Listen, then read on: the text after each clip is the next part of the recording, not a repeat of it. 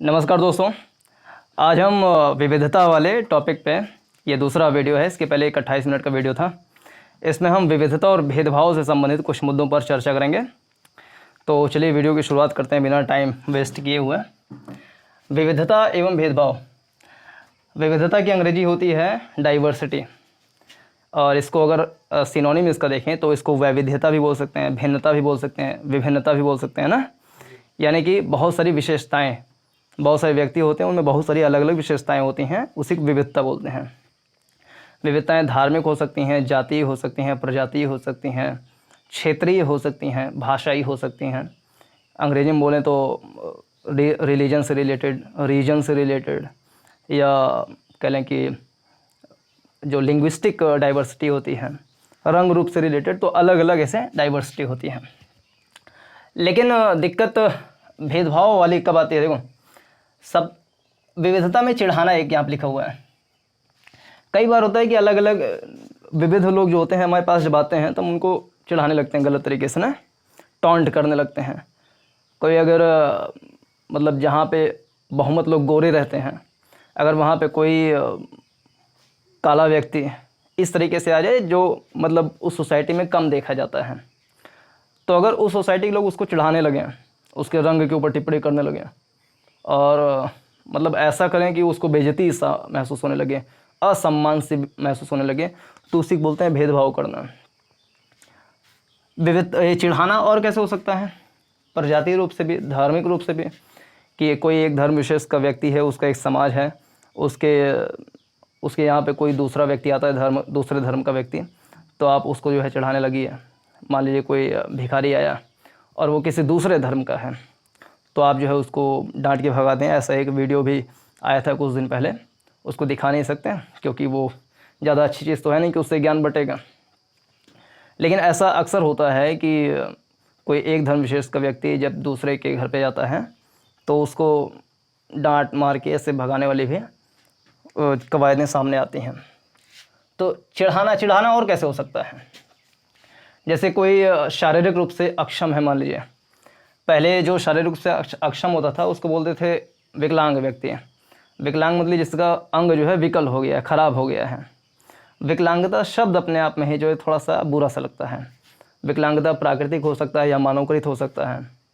प्राकृतिक रूप से अगर कोई किसी का अंग जो है ठीक प्रकार से काम नहीं कर रहा है, डैमेज है या मतलब हैंडीकैप्ड है, तो उसको विकलांग शब्द बोलना ही ये बताता है कि आपका अंग विकल है, आप कुछ विशेष प्रकार के काम करने में अक्षम है। अक्षमता का भाव उस शब्द से ही झलकता है। तो बाद में क्या हुआ, उसको नरेंद्र मोदी जी ने विकलांगता को दिव्यांगता शब्द में चेंज कर दिया है ना। तो दिव्यांगता क्या बताता है कि नहीं, सभी समान हैं। अगर कोई अंग जो है प्राकृतिक रूप से खराब हो गया है तो उसको हम विकल यानी कि खराब की श्रेणी में न रख करके दिव्य की श्रेणी में रखेंगे कि शायद ईश्वर ने उसको कुछ अनूठी चीज़ दी होगी उसके साथ में। तो इस चीज़ का हमें हमेशा ध्यान रखना चाहिए कि हमारे सामने अगर कोई स्टंटिंग से शिकार व्यक्ति है, नाटेपन से शिकार व्यक्ति है ना, हाइट उसकी 3, 3.5, 4 फुट है, वो आपके सामने आए तो आप ऐसे ऐसे करके जो है उसको चिढ़ाइए कि देखे कैसे है ना। तो ये सब जो है भेदभाव वाली मानसिकता, विकृत मानसिकता जिसको बोलते हैं।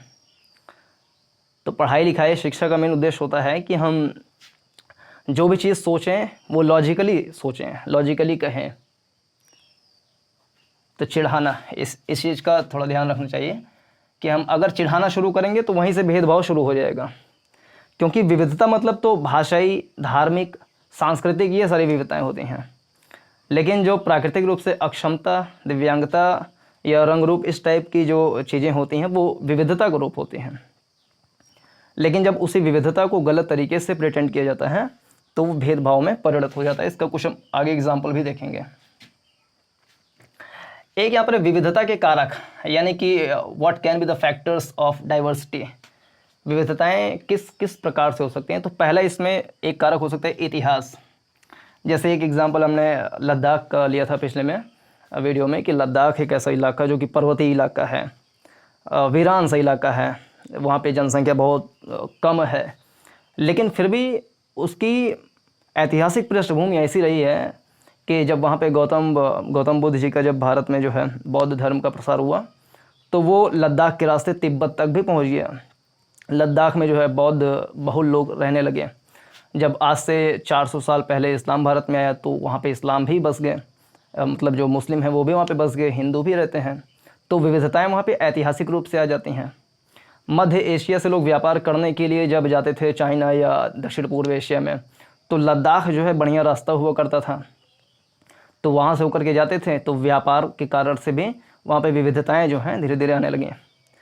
ऐसे ही केरल भी ऐतिहासिक रूप से जैसे अरब व्यापारी हुआ करते थे, यहूदी व्यापारी, और आज से 2000 साल करीब पहले सेंट थॉमस जो कि ईसाई धर्मदूत थे, वो भी यहाँ पर आए और माना जाता है कि वो पहले ईसाई थे जो भारत में आए थे, ईसाई धर्म को लेकर के आए थे और धीरे धीरे यहाँ पे ईसाई हो गए।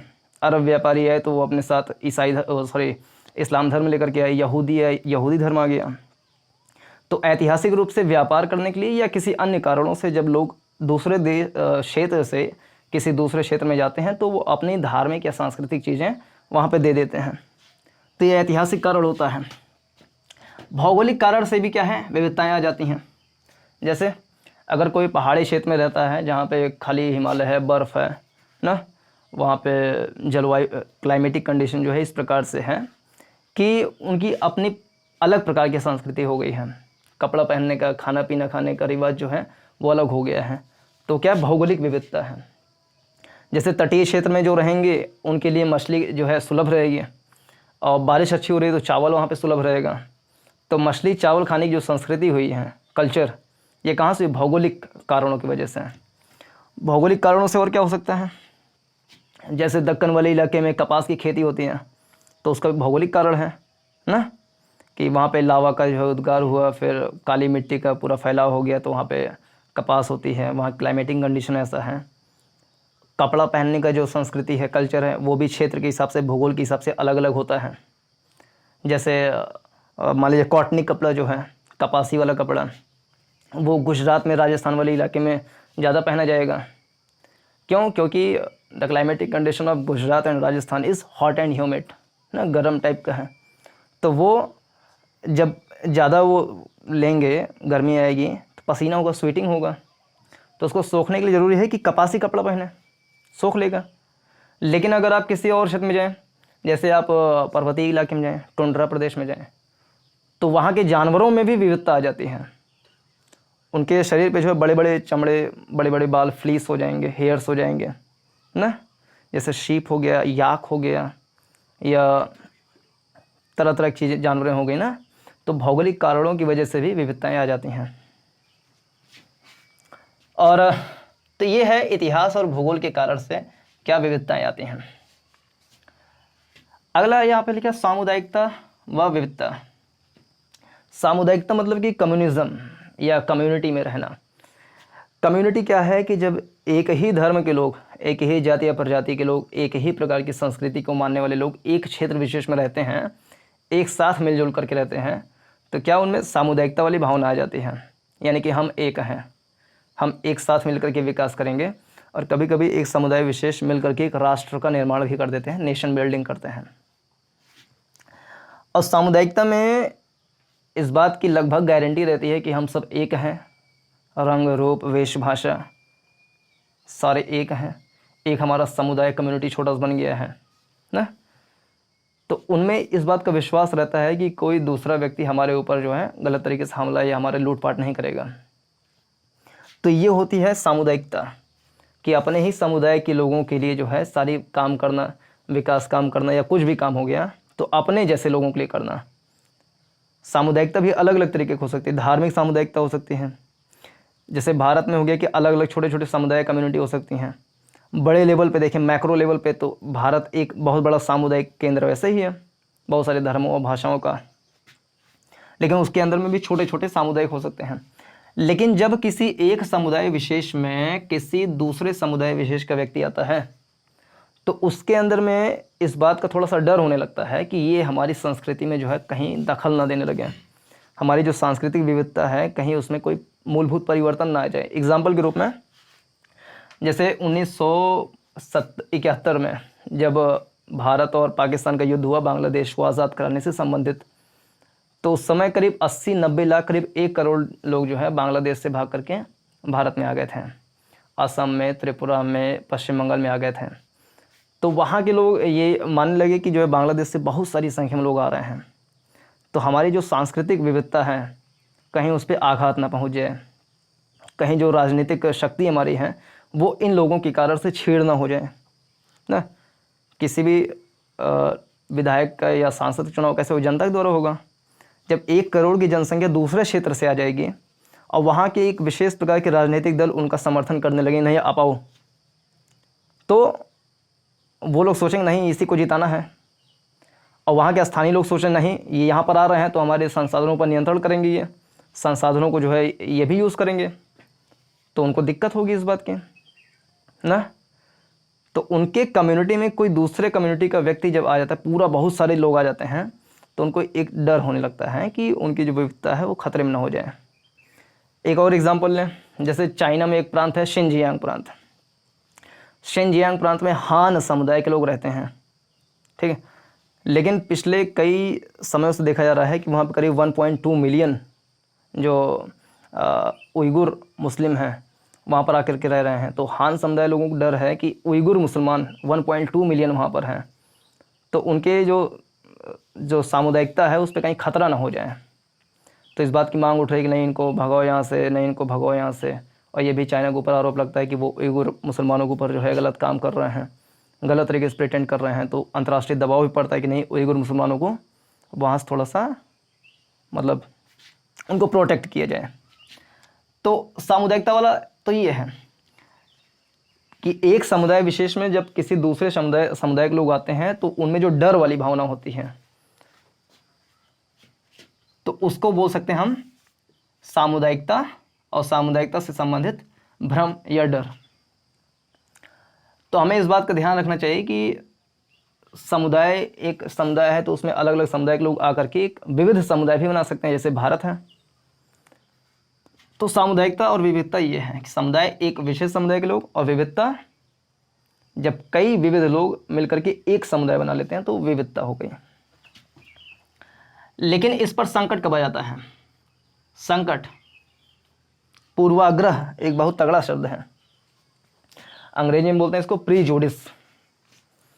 प्रीजुडिस मतलब क्या है कि प्रीजुडिस पहले से ही कोई नियंत्रण या पहले से कोई धारणा बना लेना है कि फला व्यक्ति, फला क्षेत्र का व्यक्ति, फला धर्म का व्यक्ति, फला रंग रूप का व्यक्ति जो है वो इस प्रकार से ही होगा। इसी को बोलते हैं पूर्व धारणा बनाना या पूर्वाग्रह करना।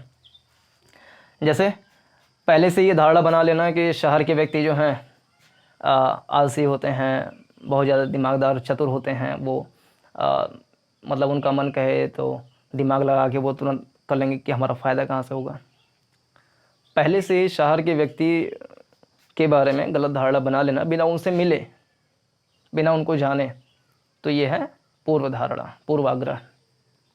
ऐसे कोई शहर का व्यक्ति ये पहले से कहने लगे कि गांव के व्यक्ति बड़े मतलब अनपढ़ होते हैं, बड़े इस टाइप के होते हैं, ख़राब होते हैं, है ना। तो बिना मिले, बिना वहाँ पे गए, देख नहीं रहे मिट्टी में कैसे वो लोग रहते हैं, काम करते हैं, अब पहले से उनके बारे में टिप्पणियाँ करने लगना और अज्ञानतावश कोई गलत चीज़ कह देना या अपने मन में धारणा बना लेना, वो पूर्वाग्रह है। पूर्वाग्रह एक ग्रामीण और शहरी के बीच में हो सकता है कि शहर में जाएंगे तो सब बड़े समझदार ही होंगे, सब बड़े पढ़े लिखे ही होंगे, वहाँ पे कोई जातीय पूर्वाग्रह या जातीय हिंसा या जातीय रूप से कह लें कि भेदभाव नहीं होता होगा, पहले से मान लें ऐसा नहीं होता है, शहर में भी होता होगा ना। और गांव में जो है सब लोग खूब अंधविश्वासी हैं, ऐसा अगर धारणा बना लेना तो ऐसा भी नहीं, गांव में बहुत सारे लोग हैं जो लॉजिकल थिंकिंग वाले भी होते हैं। तो ये है पूर्वाग्रह, क्षेत्र के हिसाब से पूर्वाग्रह बनाना। जैसे एक एग्जांपल ये है ना कि एक मास्टर डॉक्टर विकास देवीकीर्ति सर ने बताया था कि उनका एक स्टूडेंट मुखर्जी नगर में जो है कमरा लेने गया और नागालैंड का वो था लड़का। तब मकान मालिकिन ने कहा भाई नागालैंड के हो, मकान मालकिन था, मकान मालिक था पता नहीं, तो कहा नागालैंड के हो, वहाँ के लोग तो कुत्ता खाते हैं, मैं तुमको नहीं रखूँगा। जबकि उनके बगल में जो है मछली वछली का सुगंध आ रहा था। केवल कुत्ता खाने वाले को नहीं रखेंगे वो, या एक क्षेत्र विशेष का अगर वो है नागालैंड का, तो ये मान लेना कि वो कुत्ता खाता ही होगा। तो पहले से आग्रह बना करके उसको भगा देना क्या है, पूर्वाग्रह है। ऐसे ही पूर्वाग्रह लिंग के बारे में हो सकता है। जैसे पहले से समझ लेना कि लड़कियां जो है डिफेंस में नहीं जा सकती हैं, लड़कियां जो फ्लाइट होते हैं उसको नहीं उड़ा सकती हैं, या गाड़ी नहीं चला सकती हैं, है ना, अधिकारी नहीं बन सकती हैं। तो ऐसी धारणा पहले से बना लेना, ये भी पूर्वाग्रह है ना। पहले मौका दीजिए, मौका देने के बाद अगर उसको लगता है कि नहीं कुछ गलत चीज़ें हैं, तो आप मान लीजिए कि नहीं वो गलत है। और कोई भी शहर या कोई भी ग्रामीण या कोई भी व्यक्ति, चाहे लड़की लड़का हो, पूरी तरीके से दूध का धुला हुआ तो होता नहीं है, और पूरी तरीके से ओसामा बिन लादेन नहीं होता है। उसमें कुछ ना कुछ अच्छे और ख़राब चीज़ों का कह लें कि मिक्सचर होता है। तो इस चीज़ को नापना कि कितना ख़राब या कितना अच्छा है, इसके लिए उसको पहले मौका दिया जाना चाहिए, उसके बाद आकलन करना चाहिए, पहले से ही आग्रह नहीं बनाना चाहिए। और कभी कभी ऐसा होता है, काम करने के बहुत सारे तरीके होते हैं। किसी भी काम करने के बहुत सारे तरीके होते हैं। कोई खेती एक विशेष प्रकार से करता है, या मान लीजिए कोई एक भाषा बोलता है, हिंदी भाषा बोलता है, ठीक है। कोई ऐसा है जिसको हिंदी अंग्रेजी दोनों आती है, या केवल अंग्रेजी आती है, तो कहने लगे कि भाई अंग्रेजी ही सबसे परफेक्ट भाषा है, यही बोलनी चाहिए, इसी से उद्धार होगा, हिंदी से कुछ नहीं होना जाना। तो जब किसी काम को एक तरीके से करने की ही बात मन में रहती है कि यही सबसे बेस्ट तरीका जो मैं कर रहा हूँ, दूसरे की बातों को सुनना ही नहीं, मानना ही नहीं, तो उससे भी कहीं ना कहीं भेदभाव उत्पन्न होता है। तो ये मान के चलना चाहिए कि सब की अपनी विशेषताएं होती हैं, विविधताएं होती हैं, और उन विविधताओं का सम्मान किया जाना चाहिए, चाहे भाषाई हो, चाहे किसी और प्रकार की चीज़ें हों, ठीक है। अब पूर्वाग्रह और किस किस चीज़ का हो सकता है? धर्म का ना, एक विशेष प्रकार का धर्म आया, मान लिया कोई भी धर्म के लोग आए, तो पहले से जान लेना कि ये जो है अभी काट के खा ही लेगा मुझे, क्या पूर्वाग्रह है। और कुछ कहावतें भी प्रचलित होती हैं, जैसे कि जो श्रीवास्तव होते हैं लाला, उनके लिए एक कहावत है ना कि कैसे करके बताओ, कहावत कि दो ये रोटी बस, है ना, ऐसे करके, लाला है कि पसां। मतलब एक बार किसी लाला के घर में कोई मेहमान आए, पता होगा, एक लाला घर में मेहमान आए, और मेहमान जो है खाना खाने लगे। तो लाला जो मालिक थे घर के, उनको लगा कि रोटी तो कम पड़ जाएगी, मतलब रोटी कम पड़ रही है। तो एक चतुराई की है, वो बोले कि दो ही रोटी बस, लाला है कि पस, है ना, मतलब कि दो ही रोटी बस, ज़्यादा दोगे पशु थोड़ी ना है, लाला है भाई। तो सामने वाला जो मेहमान बैठेगा वो भी सोचेगा अरे नहीं भाई, दो ही रोटी खाओ, ज़्यादा नहीं, नहीं तो फिर पशु गणना हो जाएगी मेरे। तो ये तो उस समय की चतुराई थी, कोई किया रहा होगा, लेकिन अब प्रचलित हो गई है। अब लाला को जो है चतुर ही मान लिया गया है कि लाला आ रहा है तो चतुराई होगा, ये हमारा ठग लेगा। तो क्या है, पूर्वाग्रह है ये भी। पंडित है वो तो लूटे लेगा हमें, तो ये भी पूर्वाग्रह है। रंग वाला ये भी, कि काला रंग का कोई व्यक्ति आ गया, अब तो सूर्य ग्रहण लग जाएगा मेरे घर परिवार के ऊपर, अब तो नरक हो जाएगा। क्या है, अब बहुत पढ़े पढ़े लिखे भी लोग जो है इलॉजिकल होते हैं, बहुत बार वो विकृत मानसिकता। क्षेत्र के हिसाब से भी नागालैंड वाला एग्जाम्पल, और भी एग्जाम्पल ले सकते हैं। पाकिस्तान से कोई आ गया मान लीजिए मुसलमान, तो तुरंत करेगी बम से उड़ा ही देगा फिर तो ना। तो हो सकता है वो बहुत बड़ा सिंगर हो, जैसे राहत फ़तेह अली खां, है ना, बहुत बड़े सिंगर आए यहाँ पे, खूब कमाए, उनके घर की रोटी चली होगी यहाँ से, यहाँ के गाने से, और उनके बहुत सारे गाने हम लोग सुने, तो उससे लाभ भी हुआ, समृद्ध भी हुई संस्कृति, वो भी कुछ सीखे और हम भी लोग कुछ सीखे उनकी वजह से, आनंद लिए, एंटरटेनमेंट हुआ। ऐसे बोली की विविधता भी हो सकती है, या पूर्वाग्रह हो सकता है कि कॉल सेंटर में केवल अंग्रेजी वाले को ज़्यादा पैसा मिलेगा, जो अंग्रेजी में कॉल सेंटर में बात करेगा उसको 20,000 रुपये मिलेगा, जो हिंदी में बात करेगा उसको 10,000 रुपये मिलेगा।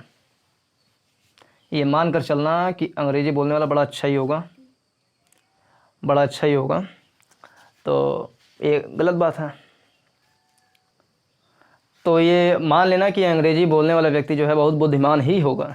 जैसे एक एग्जांपल बताते हैं कि जब वो शायद 2019 का लोकसभा चुनाव हो रहा था, तो एक रिपोर्टर जो है रिपोर्टिंग कर रहा था। एक किसान के पास गया, रिपोर्टिंग किया, उससे पूछा भाई आपका सांसद कैसा होना चाहिए। वो बहुत अच्छी अपना प्रेजेंटेशन दिया, लेकिन हिंदी में दिया। का हमारा सांसद ऐसा हो जो खेती में ये काम करे, डीबीटी के माध्यम से हमको पैसा दे, कुछ योजनाएं बनाए, जो है खेती में कैसे उन्नत कृषि हो सके उसके बारे में कुछ सोचें। तो अच्छी बातें आपने रखी उसके सामने, रिपोर्टर के सामने। लेकिन फिर वही रिपोर्टर गया एक लड़की के पास, रिक्शा पर बैठ रही थी, और उससे भी यही चीज़ पूछा कि आपका जो है सांसद कैसा होना चाहिए। वो उसका जवाब अंग्रेजी में दिया। अंग्रेजी में केवल 1-2 लाइन ही बोली बस। किसान ने कम से कम 1 मिनट तक अपनी बात रखी होगी, 60 सेकंड तक 3-4 बातें अपने रख दी। लड़की अंग्रेजी में बोली, लेकिन केवल 1-2 लाइन ही बोली। लेकिन जो व्यूवर होंगे, सुनने वाले दर्शक जो होंगे, उनके ऊपर प्रभाव किसका ज़्यादा पड़ेगा? अंग्रेजी बोलने वाले का। कि अंग्रेजी बोली है तो ज़्यादा समझदार होगी, इसको जो राजनीति के बारे में अच्छी जानकारी होगी ना। अब किसान हिंदी में बोल दिया तो ये मान लेना कि अरे बेसिक बातें किया होगा, जबकि हो सकता है बहुत गहराई वाली बात कर दिया होगा ना। तो ये पूर्वाग्रह हो जाता है भाषा और बोली से संबंधित भी। जी सर। पहनावा वाला भी, जैसे एक एग्जांपल इसका भी ध्यान आ गया। एक बार एक स्कूल में एक टीचर आए, तो और वो कैसे कि परंपरागत तरीके से अपना ये लपेट के इसे रखे थे, चप्पल पहने थे, ऐसा नहीं जूता होता बढ़िया भूरा वाला जो आता है 10,000 रुपये का, रेड चीफ बोलते हैं, रेड चीफ वाला जूता। अब बढ़िया बढ़िया सलमान खान टाइप कपड़ा पहन के ऐसे आ गया, ऐसा नहीं, सिंपल सा था। तो लड़के जो है सोचे कि ये ऐसा आ गया है पढ़ाने के लिए, लेकिन पढ़ाना शुरू किया, बढ़िया पढ़ाए, टीचिंग स्टाइल बढ़िया रही होगी, लड़के बड़े इम्प्रेस हो गए। तो पहनावे से पहले से अगर बना लेना आग्रह कि बेवकूफ़ है होगा, और कोई बढ़िया सूट वूट पहन करके आ गया, बहुत बुद्धिमान होगा, पूर्वाग्रह है। और छोटी मोटी पूर्वाग्रह होती ही रहती हैं। हम पहले से अगर कोई आ जाए ना, तो मान लेते हैं कि ये बुद्धिमान या बेवकूफ़ होगा बिना बात किए। ऐसे विकास देवकीर्ति सर ने ही एक बार बताया था कि इंटरव्यू में अगर 4-5 बैठे हैं इंटरव्यूअर इंटरव्यू लेने के लिए, वो पुरुष हैं, वो कोई महिला कैंडिडेट जाती है इंटरव्यू देने के लिए, तो हो सकता है कि वो उससे थोड़ा सा इम्प्रेस हो जाए, है ना। इसका अपोजिट भी हो सकता है कि 4-5 महिला कैंडिडेट वो बैठी हुई हैं इंटरव्यूअर, एक पुरुष कैंडिडेट स्मार्ट सा चला जाए कोट वोट पहन करके, अब बढ़िया सा इंटरव्यू दे दे, तो हो सकता है 2-4 नंबर उसको वैसे बढ़ जाए ना। तो थोड़ा सा वो मनोवैज्ञानिक खैर बात है, पूर्वाग्रह वाली बात नहीं है, मनोवैज्ञानिक प्रभाव पड़ता है। लेकिन ये भी सब पहनावा बोली ये सब देख करके भी मनोवैज्ञानिक प्रभाव पड़ता है कि कैसा होगा, अच्छा या बुरा। इससे सबसे बड़ी दिक्कत क्या होती है? विद्वेष फैलता है। विद्वेष हो सकता है कोई समृद्ध ना पहन पाए, वो योग्य है लेकिन उसके पास है नहीं पहनने के लिए, और आप उसको जो है चिढ़ाने लगे, जो है तरह तरह कमेंट करने लगे उसके ऊपर, क्या होगा? विद्वेष होगा ना। आप अगर मुस्लिम धर्म के किसी भिखारी को भगा देंगे डांट करके, तो हिंदू वाला कोई जाएगा पहन करके और वो भगा देगा, तो विद्वेष क्लेश शुरू। तो पहले पूछ करके भैया ये हिंदू हो मुस्लिम हो, तब मांगेगा दे दो कुछ। तो कितनी शर्म की बात है ना। ये क्लेम करना या ये तर्क देना कि भाई हमारे धर्म का व्यक्ति जाता है उसको डांट के भगा देते हैं तो हम भी भगा देंगे, ये तो मूढ़ता वाली बात हो गई। फिर तो जो भगा देता है वो गलत कर रहा है, आप भी गलत कर रहे हो फिर ना। अब भिखारी को इससे मतलब नहीं है कि वो हिंदू है कि मुस्लिम है, उसको बस मिल जाए कुछ खाने से मतलब है।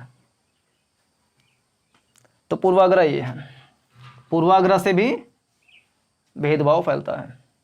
पहले से धारणा बना लेने से भेदभाव फैलेगा ही। देख लिए कितने सारे एग्जाम्पल।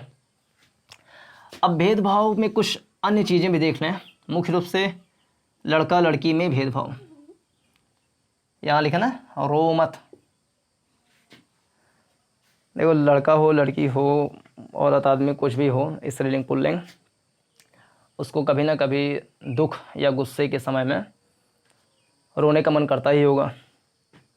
बहुत खुशी वाला अगर मौसम आ गया तब भी हो सकता है कि रोने का मन कर जाए, कि रो लें थोड़ा सा, बड़ा इमोशनल टाइप का समय आ गया है।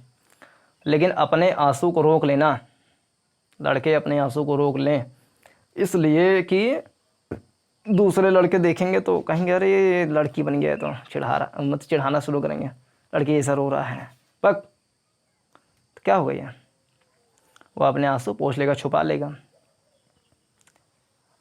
और ये कहना कि रो रहे हो, बड़े कमज़ोर, लड़की हो क्या, चूड़ी पहन लो, पक साड़ी पहन लो, चूड़ी पहन लो जाके, तो क्या होगा। ये भेदभाव नहीं है, आंसू खाली लड़की के लिए थोड़ी ना है, लड़के भी रो सकते हैं। लेकिन लड़के को ये कहना तुम बड़े बहादुर हो, रो नहीं विदा कर देंगे फिर। तो क्या है, बचपन से ही सिखा दिया जाता है कि लड़कियां कमज़ोर होती हैं, लड़के मजबूत होते हैं, ठीक है। तो बचपन से हमारी परवरिश इस प्रकार से होती है और पता नहीं चलता है, जाने अनजाने जो है ना, हमारा दिमाग जो है इस प्रकार से डेवलप हो जाता है कि हम अकेले जाके रो लेंगे, लेकिन सबके सामने छुपाए रहेंगे। एक भेदभाव का एग्जाम्पल देखिए, महिला आर्थिक असमानता, WEF एक फोरम है, वर्ल्ड इकोनॉमिक फोरम, विश्व आर्थिक मंच बोलते हैं हिंदी में। वो एक गैर लाभकारी संगठन है, NGO टाइप का, और बहुत बड़ा संगठन है। वो हर साल एक रिपोर्ट निकालती है असमानता से संबंधित। तो महिला आर्थिक असमानता वाली रिपोर्ट आई थी, मतलब एक बहुत बड़ी रिपोर्ट था। उसके अंतर्गत में एक ये कॉलम था, महिला आर्थिक असमानता, कि आर्थिक रूप से महिलाओं में कितनी असमानता है, ठीक है। तो उसमें इंडिया 156 देशों की सूची में 151वें स्थान पर था। इतना पीछे, यानी 4 देश और रह गया नहीं तो एकदम पीछे चला जाता है, सबसे नीचे। सबसे बेकार देशों कौन है, सऊदी अरेबिया है। पाकिस्तान भी पीछे ही है, मतलब भारत के आस ही पास लगभग है। और सऊदी अरब हो गया, यमन, ओमान, अफ़गानिस्तान सबसे रद्दी देश हैं महिला समानता के बारे में। तो हम भी लोग जो है कहीं ना कहीं इस रिपोर्ट के अनुसार ना, इस रिपोर्ट के अनुसार हम भी लगभग पाकिस्तान, अफ़गानिस्तान, कतर नहीं, यमन, ओमान, सऊदी अरेबिया, इन सब के बराबर आ जाते हैं। जबकि पिछले 2 साल से अगर देखा जाए तो सऊदी अरेबिया में बहुत सारे विकास हो रहे हैं, मतलब जेंडर इक्वलिटी से संबंधित डेवलपमेंट हो रहे हैं। वहाँ के जो सुल्तान हैं, सुल्तान बिन सलमान करके नाम उनका शायद, तो पिछले साल उन्होंने बहुत सारे सुधार किए कि महिला जो है ड्राइविंग कर सकती है, महिला बिना पुरुष से परमिशन लिए विदेश यात्रा कर सकती है। अभी 3-4 महीने नेपाल ने जो है निर्णय लिया कि अगर उनकी महिलाएं बाहर जाती हैं विदेश यात्रा करने के लिए तो उनके पति या अपने पिता से परमिशन लेनी पड़ेगी। तो बड़ा विरोध हुआ कि लड़कियां इतनी कमज़ोर हैं, परमिशन लेंगे। अब पति बाहर जाएँ तो महिला से परमिशन लेंगे, तो महिला बाहर जाए तो कहाँ परमिशन लें। तो बहुत विरोध हुआ, पता नहीं हट गया कि नहीं हट गया पता नहीं, लेकिन विरोध हुआ इस बात का। हम काहे पूर्वाग्रह बना लें कि लड़की अगर बाहर जाएगी तो गलत कर देगी। हाँ, काहे हम सोचे भाई सबका अपना हक है, चाहे जहाँ जाए, परमिशन क्यों आपसे ले। क्या है ये भेदभाव होता है। और सऊदी अरेबिया इतना ये महिला के बारे में बेकार देश माना जाता है, लेकिन वहाँ पर भी बहुत सारे सुधार हो ही रहे हैं। ड्राइविंग कर सकती हैं, बाहर जा सकती हैं, बिजनेस स्टार्ट कर सकती हैं। वहाँ पे 2019 तक या 2020 तक जो प्रबंधकीय मैनेजमेंट वाले सेक्टर में देखा जाए तो महिलाओं की भागीदारी केवल 7% थी, 7%। शायद अब थोड़ी बहुत बढ़ी हो, लेकिन 7% तो बहुत ही कम है। भारत में भी बहुत अच्छा नहीं है, 23-24% मेरे ख्याल से है बस मैनेजमेंट वाले सेक्टर में भागीदारी महिलाओं की। और भारत में महिला और पुरुष का जो आय है उसमें कितनी बड़ी असमानता है कि पुरुष अगर 80 रुपये कमाता है तो महिला केवल 20 रुपये कमाती है। यानी महिला और पुरुष के आर्थिक उपार्जन का अनुपात 20 और 80 का है। यानी महिला 1 रुपये कमाती है तो पुरुष उसका 4 गुना ज़्यादा कमाता है। जबकि जनसंख्या दोनों की भारत में लगभग समान है, 51% पुरुष हैं तो 49% स्त्रियाँ हैं, तो लगभग 50-50 हो गया। लेकिन आर्थिक असमानता में 1:4 हो गया ना, ये एक ये तो एक ये 4 ही है। जनसंख्या के मायने में आधा आधा, पैसा के मायने में 1 और 4, असमानता ही तो है। और महिला जो घर पे काम करती है उसके काम को काम भी नहीं माना जाता कि आप घर पे काम कर रही हो। अगर कोई बाहर आके काम करता बाहर से, तो खाना पकाता, कपड़ा साफ करता, बच्चों की देखभाल करता, अलग अलग लोग आते हैं काम करने के लिए तो अलग अलग पैसा लेते हैं। गाजियाबाद, दिल्ली, नोएडा जैसे शहरों में अगर सारा काम महिला को छोड़ करके कोई दूसरे को रख करके काम करवाया जाए तो 20-25 हज़ार तो उसी खर्चा आ जाएगा। लेकिन उसके काम को काम नहीं माना जाता, उसको पे नहीं किया जाता, सम्मान भी उसके काम का नहीं किया जाता। तो इससे क्या है, उनकी जो इकोनॉमिक एक्टिविटी हैं घर में, घर का जो क्रियाकलाप हैं उसको जीडीपी में भी नहीं काउंट किया जाता कि वो देश के विकास में कोई काम भी कर रही हैं। और ऐसे किसान, अगर हम बोलें किसान शब्द बोलें तो हमारे दिमाग में क्या आएगा, कोई पुरुष व्यक्ति हमारे दिमाग में छप के आ जाएगा किसान अगर बोलेंगे तो, जबकि किसान महिलाएं भी होती हैं। पुरुष जो है बाहर चले जाते हैं तो पूरा खेती का महिलाएं ही संभालती हैं, लड़कियां संभालती हैं, घर की जो बहनें हैं वो सब संभालती हैं, माताएं संभालती हैं। लेकिन किसान बोलते ही पुरुष की छवि आ जाएगी। श्रम बल सर्वे 2017-18 की एक रिपोर्ट में बताया गया था कि पुरुष जब बाहर चले जाते हैं या नहीं भी जाते हैं, चाहे जो भी स्थिति में, 73% ऑफ महिलाएं या पूरे लेबर का 73% जो लेबर है वो महिलाएं करती हैं। कहाँ? कृषि वाले सेक्टर में। समझे? यानी कि 3/4, 3 महिला काम करती है तो 1 पुरुष काम करता है। लेकिन नाम लेंगे तो पुरुष दिमाग में छप जाएगा। ऐसा क्यों? ऐसा एक कोई टीचर थी अपने स्कूल में ही, एक सर्वे थोड़ा सा करिए, अपने क्लास में ही 30 बच्चे थे। 30 बच्चों से कहा कि आप जो है एक डॉक्टर के, ठीक है, डॉक्टर, एक नर्स, एक टीचर, एक हाउसवाइफ, ठीक है, डॉक्टर, नर्स, टीचर, हाउसवाइफ, इसका चित्र बनाइए अपनी कॉपी में। छोटे क्लास का सर्वे था। तो 30 बच्चों में से करीब करीब 27 बच्चे जो हैं पुरुष डॉक्टर का चित्र बनाए। ठीक है, यानी उनके दिमाग में पहले से क्या है कि डॉक्टर जो है पुरुष होते होंगे, ज़्यादा संख्या में पुरुष होते हैं। दिमाग में ऐसे छप बस गया है, रच बस गया है कि अगर डॉक्टर का चित्र बनाने की कहा जाए तो पुरुष वाला चित्र बनाएंगे। मतलब चित्र बना दिए वो गलत बात नहीं है, बात बता रहे दिमाग में ऐसा चीज़ें भर जाती हैं, रह जाती हैं जाने अनजाने। नर्स का चित्र 30 बच्चों ने बनाया तो 30 बच्चों में से 30 के 30 बच्चों ने महिला का चित्र बनाया नर्स में। अब पिक्चरों में भी, मूवीज़ में भी जो है अगर ये चित्र बनवाया जाएगा, मतलब वो मूवी जब शूट की जाएगी तो उसमें अगर नर्स वाला कहीं रोल होगा तो क्या महिला को दिखाया जाता है। अक्सर करके कहीं कहीं पुरुष भी आ जाते हैं वो ट्रॉली खींचते हुए, लेकिन अक्सर महिलाएं जो है इधर टोपी पहने हुए जो है वही सेवा करती रहती हैं। डॉक्टर जो है सर्जरी करते रहेंगे ना, तो मूवीज़ में भी ये दिखाया जाता है कि महिलाएं जो है नर्स वाला काम कर रही हैं या कहीं नर्स वाला काम महिलाएं कर रही हैं, तो पुरुष भी कर सकते हैं ना। नर्स क्यों? क्योंकि लड़कियां बड़ी इमोशनल होती हैं, वो अच्छे से देखभाल कर सकती हैं पेशेंट के, तो नर्स वाला काम महिला को दिया जाना चाहिए, जबकि पुरुष भी हो सकते हैं। पूर्वाग्रही तो है कि नर्स वाला काम महिला ही अच्छा करेगी, पुरुष तो है बड़ा वो है इमोशनल नहीं है, देखभाल नहीं कर सकता ना। He can not look after the patient, so please choose the women for nursing. और टीचर में भी ऐसे ही था। अधिकांश लोग, करीब 25-25 लोग जो है पुरुष का चित्र बनाए टीचर का। और ये H फॉर क्या है? हाउसवाइफ। हाउसवाइफ। तो हाउसवाइफ में 30 के 30 जो है लड़कियां बन गई। नर्स में 30 लड़कियां, हाउसवाइफ में 30 लड़कियां, डॉक्टर में 27 डॉक्टर पुरुष, और टीचर में 25 टीचर पुरुष। क्या है ये देख रहे हैं ना चारों तरफ क्या हो रहा है, कैसे हो रहा है। पिक्चर देखते हैं, सीरियल देखते हैं, अगर ड्राइवर की बात आ जाएगी तो अगर 1000 चित्र बनवाओ तो एक की 1000 सब पुरुष ही रहेंगे।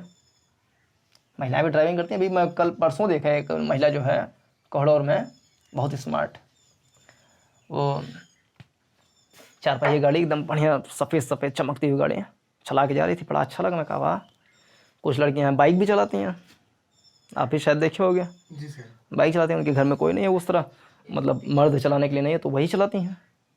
अच्छा लगता है देखने में। कुछ लोग टैक्सी भी चलाती हैं महिलाएं ना। खैर, ये असमानता कृषि के क्षेत्र में हम देख सकते हैं। सामाजिक सुरक्षा यानी सोशल सिक्योरिटी जो है, महिलाओं को उनके काम में नहीं मिल पाता है। घर पे जो काम करती हैं उसका उनको पे किया जाए, इस बात का कोई मतलब कोई ऐसा बना नहीं है सिस्टम कि उनको काम करेंगी तो इतने रुपए देना पड़ेगा हर महीने। महिलाओं को भी काम का महत्व कम किया जाता है, समझा नहीं जाता। और जबकि एक अध्ययन में ये पता चला था कि घर का काम जितना पुरुष करते हैं उससे 206 गुना ज़्यादा महिलाएं करती हैं, समझे। यानी पुरुष अगर एक काम कर दिया, मान लो कि एक कमरे के झाड़ू लगा दिया, तो महिलाएं उसका 206 गुना ज़्यादा काम करती हैं घरेलू कामों में। तो सोचिए कितना बड़ा अंतर है, डिस्पैरिटी कितनी गहरी है। काम की इज्जत होनी चाहिए, उसको पे भी किया जाना चाहिए। एक केस आता है ऐसा, चीनी उदाहरण लिखा हुआ ना, चीन का एक उदाहरण। चीन में एक केस आया, इसी साल केस आया 3-4 महीने पहले। उसमें एक महिला ने चीन की एक अदालत में जाके कहा कि मैं जो घर पे काम की हूँ तो मुझे इनसे अलग होना है, और घर का मैंने जितना काम किया है उसका मुझे पेमेंट किया जाए। बड़ा अनोखा टाइप का केस था। भाई तलाक हो रहा है, तलाक हो जाने दो। अभी तक पति पत्नी थे, तलाक हो गया, तलाक हो जाओ, अपना काम करो फिर। नहीं, वो अदालत में गई, कही कि नहीं, हमने जो काम किया इनके साथ रह करके, जितना घरेलू काम किया उसका हमें पेमेंट तो मिला ही नहीं है, तो पेमेंट दीजिए। तो वहाँ की अदालत ने बड़ा अच्छा निर्णय दिया, कहा कि बिल्कुल मिलना चाहिए, आपके काम का महत्व है, हम उसका सम्मान करते हैं, चाहे घरेलू काम हो चाहे जो काम हो। तो उसने पति से कहा कि आप इनको पहले इनके इतने सालों के काम का पेमेंट कीजिए, नहीं तो आपके ऊपर मतलब जो भी कार्रवाई होगी किया जाएगा। तो एक अच्छा उदाहरण था जो कि भारत में भी अप्लाई किया जा सकता है। अगर जन्म के समय लिंगानुपात देखें, जन्म के समय लिंगानुपात भारत में कितनी है? 100 अगर लड़का पैदा होता है तो लड़कियां 91। कितना बड़ा अंतर है।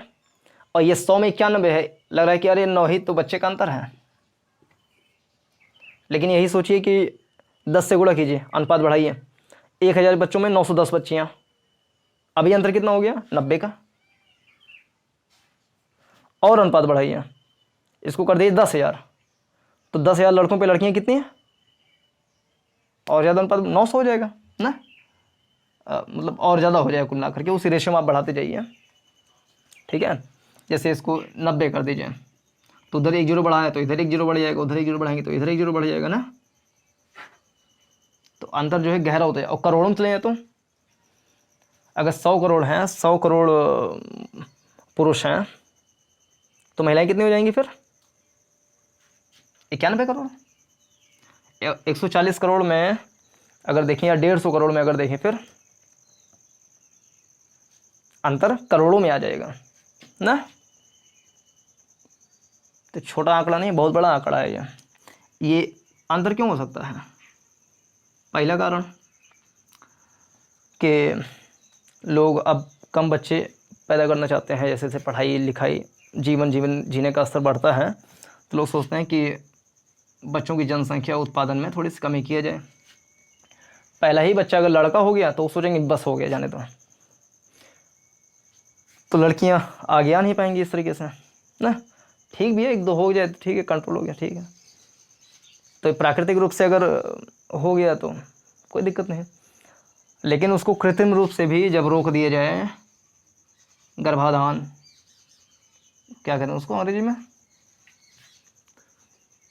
गर्भवती महिलाओं को जो है उसको पहले से चेकअप करा लिया जाए, लड़का है लड़की है, लिंग परीक्षण कर लिया जाए ना, और फिर देखेंगे लड़की है तो एबॉर्शन, भ्रूण हत्या जैसा पाप किया जाए, तो इससे भी लड़कियों की संख्या कम होती है। पाकिस्तान में ये आंकड़ा देखें तो 100 लड़का पैदा होता है तो लड़कियां कितनी, 92। यानी भारत से प्रगति पर है यह ज़्यादा, मतलब भारत से प्रगति पे है, सही में प्रगति में है ना। भारत में 91 बच्चियाँ हैं, यहाँ पे 92 है, तो पाकिस्तान से हमसे ठीक ही है। चीन से हम जो है आगे हैं, चीन में 90 बच्चियाँ होती हैं 100 में से। तो किससे कंपटीशन करें, पाकिस्तान से ना, पाकिस्तान से करें कि और कोई अच्छा देश हो सकता है उससे करें, जहाँ पे 100 का रेशियो हो, या 199 या 98 97 का रेशियो हो, वो ज़्यादा अच्छा है। और थोड़ा बहुत अगर अंतर आता है तो प्राकृतिक हो सकता है। हालांकि प्राकृतिक रूप से ये माना जाता है कि लड़कियों की संख्या ज़्यादा होती है। अगर बिना एबॉर्शन कराए, बिना भ्रूण हत्या कराए किया जाए अगर ना, तो ऐसा माना जाता है कि अगर 1000 लड़का पैदा होगा तो लड़कियां उसके ऊपर 1051 पैदा हो जाती हैं। ये कहीं अध्ययन होगा, रिपोर्ट स्टडी हुई होगी कि चलिए एक बार देखा जाए कि नेचुरली कितनी लड़के और लड़कियां पैदा होती हैं। तो 1000 लड़का अगर पैदा होता है तो लड़कियां 1051, यानी नेचुरली लड़कियों की संख्या ज़्यादा होती है। लेकिन जब हम ओरिजिनल में देखते हैं तो लड़कियों की संख्या कम हो जाती है। नेचुरली देखें तो 1000 में 1051 लड़कियाँ होनी चाहिए, लेकिन जब आंकड़े देखते हैं तो 1000 में 910 लड़कियाँ, 90 ऐसे ही कम, 50 उधर से कम, 140 कम। तो हर 1000 में 140 लड़कियां कम हो जा रही हैं। क्या दिखाता है, भेदभाव, असमानता दिखाता है। इसलिए भारत सरकार ने बेटी बचाओ बेटी पढ़ाओ अभियान शुरू किया था। हरियाणा से ही शुरू किया था, क्योंकि वहाँ का लिंग अनुपात और ज़्यादा खराब है। करीब 700 750 लड़कियाँ होती हैं प्रति 1000 पुरुषों पे। पंजाब में भी लिंग अनुपात खराब है, केरल में अच्छा है। और एक शब्द यहाँ पे मैरिटल रेप, यानी कि विवाह हो जाने के बाद पुरुष द्वारा यौन हिंसा करना, that is called marital rape.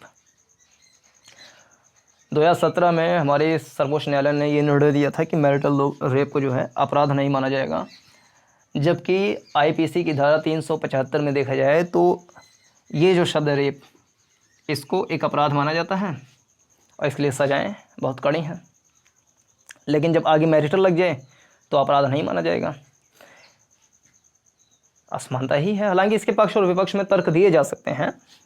पक्ष में ये तर्क हो सकता है कि इससे जो विवाह की जो रस्म है उसमें बुरा प्रभाव पड़ेगा, पुरुष जो हैं वो अपनी स्त्री के साथ जो है मैरिटल रेप जैसा काम नहीं कर सकते, ऐसा तर्क दिया जा सकता है। विपक्ष में तर्क दिया जा सकता है कि नहीं, जो है संविधान ने हमें समानता का अधिकार दिया है, अगर महिला जो है अपना कंसेंट नहीं देती है तो आप उसके साथ जोर जबरदस्ती नहीं कर सकते हैं ना। तो इसका कॉन्क्लूज़न क्या हो सकता है कि इसके ऊपर स्टडी हो खूब बढ़िया से, स्टडी होने के बाद एक कानून बने और संभव तो इस चीज़ को भी अपराध की श्रेणी में लाया जाए ताकि समानता हो सके विवाह के बाद भी। ठीक है। इसके अलावा असमानता और कैसे हो सकता है, भाषा में असमानता, लैंगिक में ही भाषा से संबंधित असमानता। जैसे हम कई बार ऐसे शब्द बोल देते हैं जिससे ये पता चलता है कि ये काम जो है पुरुष ही करते हैं। जैसे जो कंस्ट्रक्शन वाले एरिया में काम करते हैं महिलाएं, पुरुष सभी लोग काम करते हैं, बच्चे भी काम करते हैं, लेकिन उनके काम को हम क्या बोलते हैं कि मैन पावर लगा हुआ है। किसी भी कंपनी या फैक्ट्री में इतने लोगों की मैन पावर है, इतने लोग काम कर रहे हैं। मैन पावर मतलब किसी भी संस्थान में कितने कर्मचारी काम कर रहे हैं, वो मैन पावर। इसमें क्या है, मैन आगे लगा हुआ है, मैन। अब पावर मतलब शक्ति। यानी अगर फैक्ट्री में उत्पादन हो रहा है, कपड़ा बन रहा है, सिलाई बुनाई कढ़ाई कुछ भी हो रहा है, एम्ब्रॉयडरी हो रहा है, तो वो कौन कर रहा है, मैन पावर। तो महिलाएं भी तो काम करती हैं, वुमेन भी तो काम करती हैं। तो क्या हम उनको मैन पावर की जगह पे वर्क फोर्स शब्द का इस्तेमाल नहीं कर सकते हैं? कर सकते हैं। इससे पता ही नहीं चलेगा कि लड़का है कि लड़की है, सभी आ जाएंगे उसमें। जबकि मैन पावर में कर रहे हैं लड़का लड़की सभी, नाम आ रहा है मैन का। ऐसी मैन काइंड मैंने दयालु होना। दयालु केवल पुरुष ही हो सकता है, मैन ही हो सकता है, महिला भी हो सकती है दयालु। तो ह्यूमन काइंड बोलना चाहिए। ऐसा हम बोल नहीं सकते mankind women kind, humankind बोल दें, सभी लोग आ जाएंगे उसमें। ऐसी मैन मेड, ये कपड़ा जो है मैन मेड है, या कोई भी चीज़ कहते हैं ना मैन मेड, आर्टिफिशियल, आर्टिफिशियल सामग्री है, मैन मेड सामग्री है। आर्टिफिशियल मतलब कोई चीज़ व्यक्तियों के द्वारा बनाया जाना आर्टिफिशियल है। तो इसके लिए क्या शब्द प्रयोग किया जाता है? मैन मेड, मैन के द्वारा बनाया हुआ। देखिए वीमेन भी बना सकती हैं, तो उसकी जगह पे हम आर्टिफिशियल शब्द का प्रयोग कर सकते हैं। तो भाषा शब्दों के माध्यम से बहुत सारी असमानताएं हमें दिखाई पड़ती हैं, और एनसीईआरटी ने ये काम करने का प्रयास किया है कि बचपन से ही बच्चों को ऐसी शिक्षा, ऐसी सामग्री प्रोवाइड किया जाए जिसमें ये सारे शब्द जो हैं ना आए। बचपन से वो सीखें कि नहीं, खिलौना जो है वो केवल गुड़िया जो है वो केवल लड़कियों के लिए नहीं है, और बंदूक चलाते हुए कोई आदमी वाला खिलौना वो केवल लड़कों के लिए नहीं है, कार वाला खिलौना केवल लड़कों के लिए नहीं है, और रसोई में खाना बनाते हुए गुड़िया का खिलौना केवल लड़कियों के लिए नहीं है। कुकिंग वाले काम में पुरुष भी बढ़िया काम कर रहे हैं, बहुत शानदार, करोड़ों कमा रहे हैं। तो किचन को केवल लड़कियों से जोड़ देना अपराध हो जाएगा फिर तो ना। कहीं पर भी जाएं, कुछ भी करें, पुरुष भी कर सकते हैं। अब पुरुष जो है बढ़िया काम कर रहा है कुकिंग में, कहें अरे चूड़ी पहन लो अब तो ना। एक शेफ़, मुझे नाम नहीं ध्यान रहा, बहुत बड़े शेफ़ पुरुष हैं, खाना बनाते हैं, नई नई रेसिपी निकालते हैं, उनका बड़ा नाम है। अब एक शब्द है रूढ़िबद्ध धारणाएं, इससे भी असमानता जो है निकल करके आती है। रूढ़िबद्ध धारणाओं से किस प्रकार से असमानता निकल के आती है उसको भी हम देखेंगे कुछ एग्जाम्पल्स वगैरह के माध्यम से। तो इसकी परिभाषा में क्या होगा कि जब हम पूरे समुदाय को एक ही नज़रिए से आंकने लगते हैं तो उसको बोलते हैं रूढ़िबद्ध धारणाएं। रूढ़िबद्ध धारणाएं यानी ऐसी धारणाएं जो हम एक पूरे समुदाय के लिए बना लेते हैं। ये धारणा किसी धर्म, जाति, किसी क्षेत्र, किसी पंथ, किसी भाषाई विविधता वाले व्यक्तियों के साथ या समुदाय के साथ हो सकता है। जैसे धर्म का नाम लेना उचित नहीं होता है। मान लीजिए कोई एक्स नाम का धर्म है और कोई वाई नाम का धर्म है, इनके बीच में विविधताएं बहुत सारी हैं, अलग अलग प्रकार की सांस्कृतिक मान्यताएं हैं। तो ये मान लीजिए कि वाई वाले में कुछ ऐसी परंपरा चलती है कि किसी जानवर को जो है मार करके खाया जाता है, मांसाहारी है, ठीक है। तो ये मान लेना कि पूरा समुदाय जो है बहुत संवेदनहीन है, सभी लोग वैसा हैं ना। क्या है ये? रूढ़िबद्ध धारणा है। इससे नुकसान क्या होता है कि हम हर एक व्यक्ति को एक इंडिविजुअल ना मान करके उसको समुदाय मान लेते हैं कि जैसा समुदाय का कुछ लोग कर रहे हैं वैसा ही ये भी होगा। तो ये है रूढ़िबद्ध धारणाएं। तो मौका हम नहीं दे पाते और विद्वेष जो है धीरे धीरे, डिस्क्रिमिनेशन जो है उसके कारण से भी फैलने लगता है। एक एग्जांपल इसका ये है कि मुस्लिम लड़कियों को शिक्षा नहीं दिया जाता है, इसका कारण ये है कि उनका धर्म। इस बात से इनकार नहीं किया जा सकता पूरी तरीके से कि धर्म के कारण भी कई बार मुस्लिम लड़कियों को पढ़ाई से वंचित रख दिया जाता है। इस बात को मानने में कोई हर्ज नहीं है, ये बात सच्चाई है, लेकिन ये अधूरी सच्चाई है। अगर 100 में से 2-4 परिवार ऐसा होगा कि लड़कियों को ज़्यादा आज़ादी नहीं देता होगा तो हम इससे ये नहीं मान सकते हैं कि पूरा समुदाय ही वैसा है। इसके पीछे एक बहुत बड़ा कारण गरीबी हो सकता है कि उसके पास आर्थिक उपार्जन की क्षमता बहुत कम है और वो शिक्षा का वहन नहीं कर सकता, खर्चा नहीं उठा सकता।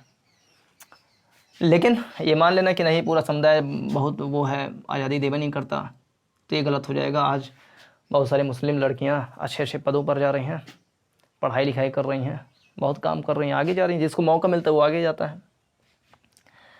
और रूढ़िबद्ध धारणाएं डिफेंस में भी हो सकती हैं कि महिला जो है डिफेंस वाले पुलिसिंग काम नहीं कर सकती, बॉर्डर पे जाकर काम नहीं कर सकती ना, सेना में काम नहीं कर सकती। ऐसा नहीं है, सेनाओं में भी काम करती हैं और उस पर भी ऊंची ऊंची पदों पर जा कर के अपने जज्बे दिखाती हैं। अभी बनारस की एक लड़की थी, उनको एयरफोर्स में किसी पद पे जो है डिप्लॉय किया गया फ़्लाइट शायद उड़ाने वाला काम था, जो डिफेंस से रिलेटेड फ़्लाइट होता है उस पर, बनारस की थी, तो उसमें भी गई। तो रूढ़िबद्ध धारणा डिफेंस में जाने से भी टूटा कि महिला कमज़ोर होती है, वो जो है डिफेंस में नहीं जा सकती। तो ऐसा नहीं, वो उसमें भी जा सकती है। बनारस का एग्ज़ाम्पल अभी 2020 में ही एक आया लॉकडाउन के समय में कि एक पिता की मृत्यु हो गई और उसके लड़के शायद नहीं थे, और चूंकि लड़के ही का अंतिम संस्कार वगैरह सब करते हैं, तो लड़के थे नहीं, तो लड़कियां खुद करें, कंधा दी उनको, अग्नि दी, सारा काम वो करी। तो धारणा टूटी कि नहीं, लड़का ही करेगा जो करेगा, सगा लड़का ना हो तो चाचा का लड़का करेगा, लड़की भी कर सकते हैं। तो रूढ़िबद्ध धारणाएं ये हैं कि जब हम एक ही नज़रिए से पूरे समुदाय को आंक लें, उसको मौका ही ना दें, तो वह रूढ़िबद्ध धारणा। एक यहाँ पे इनइक्वालिटी यानी कि असमानता, और डिस्क्रिमिनेशन यानी कि भेदभाव, असमानता एवं भेदभाव। इसका कारण क्या है? पहला कारण ये बहुत बड़ा है, पूर्वाग्रह और रूढ़िबद्ध धारणा बनाना। पूर्वाग्रह के बारे में हमने देखा कि कोई ग्रामीण से है, शहर से है, धर्म विशेष का है ना,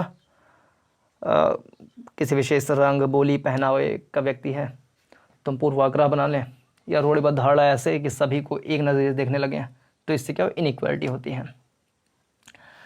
इनइक्वालिटी इस कारण से भी होती है कि जब हम दूसरे धर्म को निम्न मानने लगते हैं, अपने धर्म को बहुत अच्छा मानने लगते हैं, बाकी सारे धर्म खराब हैं, तो भी असमानता आती है, भेदभाव होता है। कई सारे लोग ऐसे कहते हैं कि हमारा ही धर्म बहुत अच्छा है, सभी को इसी धर्म में आ जाना चाहिए ना, तो इससे भी जो है इनइक्वालिटी होती है। कभी कभी इनइक्वालिटी जो है दोहरा प्रभाव यहाँ पे लिखा हुआ है, एक शब्द होता है सेक्सेशनल। सेक्सेशनल इसका बड़ा रोचक है, इसको आप एक बार सुनिए। जैसे इनइक्वालिटी का जो प्रभाव होता है वो अलग अलग वर्गों के ऊपर अलग अलग हो सकता है। जैसे मान लीजिए कि एक लड़की है, काल्पनिक नाम हम लेते हैं, एक लड़की है, मान लीजिए उसका नाम है माला, एक लड़की है जिसका नाम है धनिया, ठीक है। माला जो है वो तथाकथित उच्च जाति की लड़की है, उसका आर्थिक पृष्ठभूमि बड़ा अच्छा है, पिता कमाते हैं, वो अच्छे स्कूल में पढ़ाई करती है, उसका रंग गोरा है, ठीक है, वो गाड़ी से जाती है, पढ़ाई वढ़ाई करती है, स्कूल में कोचिंग करती है, फिर घर चली जाती है, सारा चीज़ उसका बढ़िया है। और दूसरी लड़की है धनिया। धनिया तथाकथित निम्न जाति की लड़की है, गांव में रहती है, पैदल जाती है, थोड़े जंगली एरिया से होते हुए जाती है, और ज़्यादा अच्छे स्कूल में नहीं जाती पढ़ने के लिए, आर्थिक पृष्ठभूमि ठीक नहीं है, वो एक हाथ से दिव्यांग भी है, और रंग उसका सांवला है। ये दो लड़कियां हैं, माला और धनिया, इनके बारे में हमने बताया बैकग्राउंड। दोनों लड़कियों के साथ मान लीजिए यौन हिंसा हो जाती है, ठीक है, और रेप हो जाता है, तो मानसिक रूप से प्रभाव दोनों के ऊपर पड़ेगा ना, मानसिक रूप से प्रभाव दोनों के ऊपर पड़ेगा, बहुत नकारात्मक प्रभाव, बहुत बहुत गहरा प्रभाव पड़ेगा। लेकिन जो माला है उसके ऊपर प्रभाव सिर्फ इस बात से पड़ेगा कि लिंग के कारण जो है उसका दुष्कर्म हुआ उसके साथ। लेकिन जो धनिया है उसके ऊपर जो दुष्कर्म हुआ उसका कारण केवल लिंग नहीं हो सकता है केवल लिंग भी हो, लेकिन काफ़ी मायने में ये हो सकता है कि चूंकि वो एक निम्न जाति से थे, सांवली है, पढ़ने में मतलब उसका बैकग्राउंड, आर्थिक बैकग्राउंड ठीक नहीं है, कोई बोल नहीं सकता, और कभी कभी ऐसा हो जाता है कि जातीय विद्वेष के कारण भी जो है ये जातीय हिंसा हो जाती है। तो इनके ऊपर प्रभाव जो है अलग अलग पड़ेगा, दोनों साथ उसी प्रकार की घटना हुई है, लेकिन धनिया के ऊपर उसका दोहरा प्रभाव पड़ेगा, जिसको बोलते हैं सेक्सेशनल इफेक्ट, ठीक है। और जाति के कारण भी हिंसाएं होती हैं, और अक्सर करके महिला को जो है लड़कियों को टारगेट बना लिया जाता है कि मतलब ये बड़े प्रगतिशील विचारक हैं, प्रोग्रेसिव माइंडसेट के हैं, बड़ा समाज में समानता वाली बात करता है, पकड़ लो आज इसके घर के किसी लड़की में ना, कर दो दुष्कर्म, बोलेगा नहीं, दबोच के रखे रहो और जाके पीट पाट दो एक आध बार रात में। क्या है ये? केवल लिंग वाला हिंसा नहीं है, ये जातीय हिंसा भी है। लैंगिक हिंसा, जातीय हिंसा दोनों मिलकर के। तो जो समाज में निम्न कैटेगरी में होते हैं, आर्थिक रूप से ज़्यादा संबल नहीं होते हैं, समृद्ध नहीं होते हैं, उनके ऊपर किसी प्रकार का जब प्रभाव पड़ता है या उनसे संबंधित, तो वो केवल लैंगिक ना होकर के दोहरा प्रभाव होता है, सेक्सेशनल इफेक्ट। और आजीविका में भी भेदभाव होता है। पहले से ही हमारे यहाँ पे रहा है कि ब्राह्मण हैं वो टीचिंग करेंगे, यज्ञ करेंगे, पूजा पाठ करेंगे ना, ज्ञान देंगे, वेद पढ़ेंगे। क्षत्रिय लोगों की रक्षा करेंगे, राजा बनेंगे, कर वसूलेंगे, शासन व्यवस्था संभालेंगे। वैश्य जो हैं वो व्यापार करेंगे, चीज़ों का एक स्थान से दूसरे स्थान पे जो ट्रेड करेंगे। और शूद्र जो है वो सभी लोगों की सेवा करेगा, खेती करेगा, पशुपालन करेगा। तो इस कैटेगरी में बांट करके ये कहना कि ये जो है दूसरा काम नहीं कर सकता है और चीज़ों में उसको अवसर ना देना, ये भी क्या है? भेदभाव होता है। कोई अगर योग्य है कि वो कर सके, कोई दूसरा काम कर सके, उसको अवसर दिया जाना चाहिए। एक एग्जाम्पल इसका भी बताते हैं। तमिलनाडु जिसको लैंड ऑफ टेम्पल्स बोला जाता है, स्टेट ऑफ टेम्पल्स बोला जाता है, मंदिरों का राज्य या मंदिरों की भूमि बोली जाती है। वहाँ पे करीब 3,500 टेम्पल्स हैं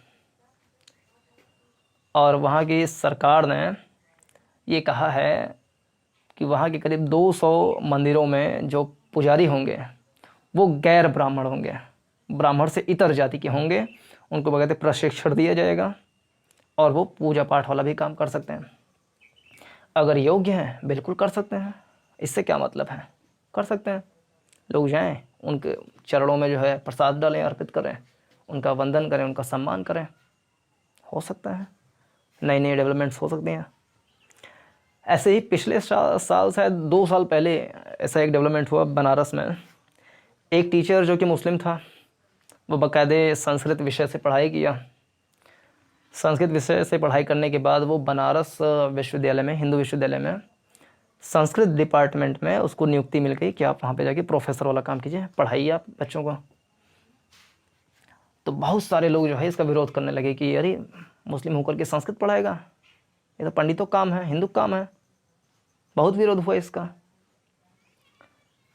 अगर ऐसा विरोध होना ही था तो आप उसको संस्कृत पढ़वाया ही क्यों? एमए कर लिया, पीएचडी कर लिया, पढ़ाई कर लिया, पेपर पास कर लिया, प्रोफेसर बन गया संस्कृत का, आप मुसलमान होने के कारण उसको अवसर नहीं दोगे? और अवसर उसको पढ़ने का भी क्यों ना दें? संस्कृत केवल हिंदू की बपौती थोड़ी ना है, कोई भी पढ़ सकता है। उर्दू केवल मुसलमान की बपौती थोड़ी ना है, कोई भी हिंदू पढ़ सकता है। और उससे अगर वो कुछ कर सकता है करे, अवसर मिलना चाहिए। तो ये सब जो है जाति व्यवस्था से भी बहुत सारे असमानताएं हो जाती हैं। एक हमारे देश के बहुत बड़े नेता डॉक्टर भीमराव रामजी अम्बेडकर, जिनका जन्म महाराष्ट्र में हुआ था, उनके साथ भी जो है जाति के आधार पे बहुत भेदभाव हुआ। हम सारी उनके जीवन गाथा नहीं गाएंगे, केवल एक कहानी, इसको बोलते हैं कोरेगांव की कहानी। कोरेगांव की कहानी ये है कि उनको पहली बार असमानता का आभास हुआ कब? 1901 में, करीब 1901 में, जब वो 9 साल के थे। तो वो डॉक्टर भीमराव रामजी अम्बेडकर अपने भाइयों के साथ कोरेगांव स्टेशन पर गए, ठीक है, कि उनके पिताजी अपने नौकर के साथ वहाँ पर आएंगे अपने परिवार से मिलने के लिए। तो अपने पिताजी को लेने के लिए वहाँ पे गए थे। काफ़ी देर रुके रहे स्टेशन पे, पिताजी आएंगे, पिताजी आएंगे। पिताजी भी नहीं आए, उसका नौकर भी नहीं आया, दोनों में से कोई नहीं आया। तो काफ़ी देर तक वहाँ पे खड़े, शाम हो गया। फिर स्टेशन मास्टर उनके पास आया, कहा भाई बच्चे यहाँ पे क्यों? 9 साल के थे, बच्चे ही थे, बढ़िया सूट बूट कपड़ा वपड़ा अच्छे से पहने, क्योंकि सरकारी नौकरी थी उनके पिताजी के, ठीक है। तो आके पूछा कि आप लोग यहाँ पे क्यों खड़े हो, क्या बात है, कहीं जाना है, किसी का इंतज़ार कर रहे हो? शाम हो गई, घर पे जाओ। तो बच्चे कहे कि अपने पिताजी का हम इंतज़ार कर रहे हैं, उनको आना था यहीं स्टेशन पे, वो आए नहीं अभी तक। तो कहे कि आपका नाम क्या है, तो अंबेडकर जी बोले महार, मतलब उनके मुंह से निकल के महार जाति के हैं हम। तो महार जाति ये सुनते ही उसका जो है मुंह जो है ऐंठना शुरू हो गया, ये महार जाति का है, जो छुआछूत दूर हो जाए दोनों। तो वहाँ से भाग गए। फिर बच्चे 9 साल के वहीं पे खड़े रह गए। फिर आधा घंटा 1 घंटा और बीता। स्टेशन मास्टर फिर से आया, कहा कि फिर बच्चे कहे कि सर भैया चाचा जो भी, मुझे जाना है थोड़ी दूर, जो है मुझे जाना है इस स्टेशन से, आप सुविधा करवा दीजिए, बैलगाड़ी की व्यवस्था कर दीजिए, हम उनको पैसा दे देंगे, हमें छोड़ दें, पापा अभी तक आए नहीं हैं, हम खुद ही चले जाएंगे वहाँ तक, पैसे मेरे पास हैं।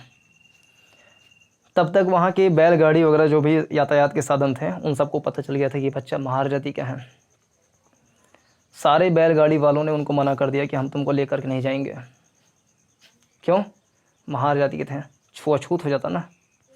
जबकि बच्चे कह रहे हैं कि चलिए आप जो है दुगना पैसा ले लीजिए, तिगुना पैसा ले लीजिए, समृद्ध थे वो, दुगना तिगुना पैसा देने के लिए भी तैयार था, लेकिन गाड़ी वाला उनको छोड़ने के लिए तैयार नहीं था। क्या है ये? भेदभाव है ना। तो संविधान कहता है ऐसे लोगों के लिए विशेष प्रावधान किया जाना चाहिए, जिनको छू देने से जो है धर्म नाश हो जाएगा जिसका। आज वही लोग को करते हैं कि आरक्षण को हटा दिया जाए। काहे हटा दिया जाए भाई? जो पैसा दे रहा है तुमको, छोड़ के आओ उसके, काहे नहीं छोड़ दो? छोटे से बच्चे के साथ इतना भेदभाव करोगे जाति के आधार पे? ठीक है, तो ये तो कहानी थी इनकी। आप लोग बताइए कि बैलगाड़ी से ना छोड़ना और उनसे कट कट के फिरना एक बच्चे के साथ, क्या ये भेदभाव नहीं है? भेदभाव है। ऐसे इनके बारे में सैकड़ों कहानी है, कभी एक एक कहानी हम देखेंगे डिटेल में। ठीक है, ये एक एग्जाम्पल है इसका कि कैसे असमानता होती है जाति के कारण। स्कूल में जाति के कारण ही किसी बच्चे को पानी न पीने दिया जाए कि ये तो चमार है, पानी नहीं पीने देंगे, नलका नहीं छूने देंगे, कुएं में नहाने नहीं देंगे, सार्वजनिक तालाब है उसको उसमें जाने, मंदिर में नहीं जाने देंगे। मंदिर में नहीं जाने दिया जाता। बताओ भाई, मंदिर तो हिंदुओं का है, मंदिर में तो जा सकते हैं, लेकिन चमार लोग मंदिर में नहीं जा सकते हैं। काहे नहीं जा सकते हैं? हाँ जी, तथाकथित निम्न जाति के लोग अगर किसी ब्राह्मण ठाकुर के घर से जा रहे हैं पहले, अभी तो ऐसा नहीं होगा मेरे ख्याल से, बहुत पिछड़े इलाके होंगे तो वहाँ पे भले हो रहा हो, वो चप्पल जूता को अपने सर पे इस तरह रख लेंगे, उसके बाद उनके द्वार से जाएंगे कि साहब लोग हैं, कुछ बोल ना दें। क्या है ये? Discrimination, inequality on the basis of caste and the caste system. इसके कारण से हमारे स्वाधीनता संग्राम में बहुत सारी स्ट्रगल हुए। स्ट्रगल केवल इस बात का नहीं कि अंग्रेज यहाँ से भाग जाएं, स्ट्रगल इस बात का भी कि कास्ट सिस्टम के आधार पर जो भेदभाव हुआ है उसको समाप्त किया जाए, मंदिर में सभी लोगों को प्रवेश करने की अनुमति दी जाए, चाहे वो किसी भी जाति का हो। ठीक है, इसके लिए संविधान में बाकायदे आर्टिकल 25, आर्टिकल 26, 27, 28 और अल्पसंख्यकों के लिए 28, 29 और 30 आर्टिकल भी बनाए गए हैं। ये 25 से लेकर के 28 तक धार्मिक स्वाधीनता का अधिकार दिया गया है कि लोग किसी भी धर्म को मानें, उसका प्रचार करें, उसकी शिक्षा ग्रहण करें, उसका प्रबंधन करें, कर सकते हैं। और 29-30 में ये है कि अगर कोई अल्पसंख्यक है तो वो मतलब सरकार उसका थोड़ा सा प्रमोशन करेगी, प्रमोट करेगी, उसका थोड़ा ध्यान रखेगी। और महिलाओं को भी शिक्षा में अधिकार दिया जाए, है ना। 1961 में, 1961 में केवल 15% महिलाएं ही साक्षर थी। साक्षर का परिभाषा क्या है? अपना नाम लिख सकते हैं, माला नाम है, माला लिख लीजिए, साक्षर है। Only 50% women were literate in 1961 and the definition of literacy was if anyone able to write their name he or she is literate। सिर्फ 15% लोग नाम लिख पाते थे, लेकिन पुरुष 40% थे। ये भी कम ही है, बहुत कम है, लेकिन फिर भी महिला से ज़्यादा थे। 2011 में जनगणना हुई, उसमें पता लगा कि 82% पुरुष जो हैं लिटरेट हो गए हैं, लेकिन महिला का प्रतिशत 65% था। अभी भी डिस्पैरिटी है। शिक्षा क्षेत्र में सभी महिलाओं को कहने की अवसर मिले, सभी लड़कियां, बच्चियां, महिलाएं पढ़ सकें, इसके लिए भी संघर्ष हुआ। पहले लड़कियों को पढ़ने नहीं दिया जाता था, स्कूल में जाने की अनुमति नहीं थी, बहुत कम एज में ही स्कूल से निकाल देते थे उनके पेरेंट्स ना। स्कूल से निकालने के भी अनेक कारण थे, साधन नहीं है, जो है पैदल जाएंगी तो कुछ मतलब दुर्घटनाएं ना हो जाए, दुष्कर्म ना हो जाए ना। तो आज़ादी मतलब क्या है? आज़ादी मतलब केवल थोड़ी ना कि गोरे लोग चले जाएं यहाँ से। आज़ादी मतलब तो ये भी है कि लड़कियाँ भी पढ़ सकें। अब लड़की को जो है पैक करके अंदर रख दो, खाली लड़के जाएंगे बस्ता लेकर के पढ़ने के लिए। कहाँ की आज़ादी है ये? केवल पुरुष आज़ाद हुए तब, महिलाएं कहाँ आज़ाद रहीं? महिला भी तो आज़ाद तब होंगी ना जब उनको अपने हिसाब से काम करने का अवसर दिया जाए। नहीं तो एक गोरा गया तो देश के गोरे नए प्रकार के आ गए, वो महिला को दबा रहे हैं, कथित रूप से निम्न जाति को दबा रहे हैं। तो आज़ाद तो केवल बावन ठाकुर हुए? आज़ाद तो सभी होना चाहिए देश में जितने लोग हैं। तो इसके लिए शिक्षा में विशेष काम किया जाए, इसके लिए स्ट्रगल हुआ। संपत्ति में अधिकार मिले, महिलाओं को संपत्ति में अधिकार नहीं दिया जाता, अब भी नहीं दिया जाता। इसके भी दो कारण हैं। पहला कारण ये कि पितृसत्तात्मक समाज, पैट्रियार्कियल सोसाइटी है, इसके कारण से कि महिला जो है संपत्ति का प्रबंधन नहीं कर पाएगी ना, उसको यूज़ नहीं कर पाएगी, तरह तरह की चीज़ें। और दूसरा कारण मनोवैज्ञानिक या इमोशनल रीज़न हो सकते हैं कि अरे नहीं हमारे भाई लोग हैं, कहाँ इनकी ज़मीन को हड़पें। वो हड़प वाला भाव होता है, हड़प थोड़ी ना है, डलहौजी थोड़ी ना, तुम्हारा अधिकार है उसमें।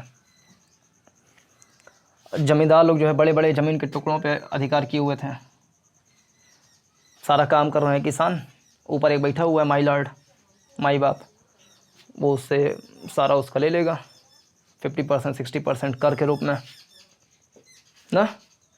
तो ये सब क्या है? डिस्पैरिटी है, डिस्क्रिमिनेशन है, इनइक्वलिटी है। इसके लिए स्ट्रगल हुए, बाकायदे संविधान में व्यवस्थाएं की गई। संविधान में अनुच्छेद 14 में कहा गया कि नहीं भाई, विधि के सामने सभी लोग बराबर हैं। There is equal protection by law and everyone is equal before law. सभी लोग संविधान के सामने, कानून के सामने बराबर हैं। किसी भी जाति, धर्म, मजहब, क्षेत्र, लिंग, भाषा, प्रजाति, किसी भी विविध प्रकार का व्यक्ति हो, सभी लोग संविधान के आगे बराबर हैं। उनके लिए कुछ विशेष कदम भी उठाए गए जो पहले से पीड़ित रहे थे। आरक्षण की व्यवस्था भी की गई अनुच्छेद 15 में, आर्टिकल 15 में। मतलब आरक्षण शब्द नहीं लिखा हुआ, विशेष प्रावधान करेगी सरकार, ऐसी बात कही गई है। और अस्पृश्यता, छुआछूत वाले बहुत दिक्कत थी कि अगर बैठा है बगल में कोई महार, थोड़ा साइड रहो, छू जाएगा तो अछूत हो जाएंगे ना। पहले यही था कि एक विशेष जाति के लोग जो है चांडाल वाला काम करते थे, यानी मृत पशुओं को गांव से बाहर निकाल के फेंकना, वो काम करते थे ना। तो काम उनके लिए बढ़ गया था, यही करोगे तुम, इसके लिए तुम पैदा हुए हो, तुम्हारा बेटवा भी यही करेगा, तुम्हारा पापा भी यही किया था, आगे वाली संतान यही करेंगे, अभिशप्त हो तुम मृत पशुओं को फेंकने के लिए, कोई तुमको नहीं छुएगा। बावन ठाकुर के द्वारे से जाना, सिर के बल जाना, पैर के बल भी ना जाना, सिर के बल चले जाना, रेंगते रेंगते। क्या है ये? अपमान ही तो है। तो उनके लिए विशेष कदम उठाए गए। अनुच्छेद 17 में कहा गया कि अस्पृश्यता का अंत, एबॉलिशन ऑफ छुआछूत, ठीक ना, छुआछूत का अंत किया गया। किसमें? आर्टिकल 17 में। आर्टिकल 18 में जो उपाधियां दी जाती थी, महाराजाधिराज, राजा, तो इस प्रकार जो थे उपाधियां, उसको समाप्त की गई। अनुच्छेद 21 में लोगों को शारीरिक स्वतंत्रता की बात कही गई कि दैहिक स्वतंत्रता होगी, प्राण की स्वतंत्रता होगी, सभी लोगों को जीने का अधिकार है। किसी के साथ जाति के कारण से हिंसा हो जाए, ऐसा अब नहीं चलेगा कि देख लिया कोई है निम्न जाति का तो पकड़ के पीट दिया वहीं पर, ऐसा नहीं चलेगा। उसके लिए SC/ST एक्ट आ गया, SC/ST एक्ट जिसको बोलते हैं। अगर जाति के आधार पर कोई गैर SC/ST व्यक्ति उसके ऊपर टिप्पणी करता है, उसको निर्वस्त्र कर देता है, अपमान करता है, SC/ST एक्ट लग जाएगा और मेरे ख्याल से 7 साल की 10 साल की जेल की सज़ा हो जाएगी, जुर्माना अलग से लगेगा, या दोनों भी हो सकता है। और सभी के लिए धार्मिक स्वतंत्रता की बात कही गई है आर्टिकल 24, 25, 26, 27, 28 में। 25, 26, 27, 28 में, हाँ 25 से 28 तक। 23, 24 है दूसरा, शोषण के विरुद्ध अधिकार टाइप का दिया गया है कि शोषण नहीं किया जाएगा। बच्चे हैं तो पढ़ाई करेंगे, मिलों में काम नहीं करेंगे, ठीक है, खानों में काम नहीं करेंगे, वो पढ़ाई करेंगे। बच्चियाँ पढ़ाई करेंगी, शोषण नहीं होगा किसी के साथ। तो ये विविधता एवं भेदभाव से संबंधित चर्चाएं, उम्मीद करते हैं ये आपके लिए लाभकारी रहा होगा। और ये यूपीएससी के सिलेबस अगर देखें जीएस पेपर 1, तो उसमें कहा गया है कि जो भारत की विविधता है उसका जो सैलिएंट फीचर है, salient features of Indian society, इसके बारे में कहा भी गया। तो हम विविधता के बारे में और समाज के बारे में छोटी छोटी बातों को डिटेल में ऐसे अध्ययन करने का प्रयत्न करेंगे। तो अगर आपके लिए ये उपयोगी रहा हो तो आप बताइएगा, चैनल को सब्सक्राइब कीजिएगा, साथ ही साथ शेयर कीजिएगा। पूरा देखने के लिए बहुत बहुत धन्यवाद। नमस्कार, जय हिंद।